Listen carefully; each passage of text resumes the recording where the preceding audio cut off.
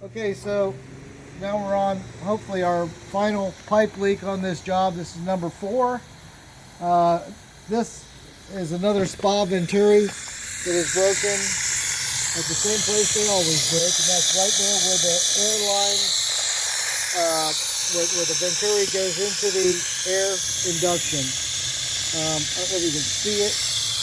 No, but you can see that big root. Yeah, right here. You can hear. Okay, let me get my fingers on it. Listen to this. You can see water now. Yeah, you can see some water. Listen.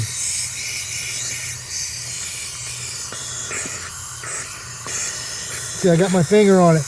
What's happening is it's broken at that junction. That's just 1/2-inch pipe right there that connects the air line, which is this line right here, runs all the way down to the air induction part of the venturi fitting. Listen.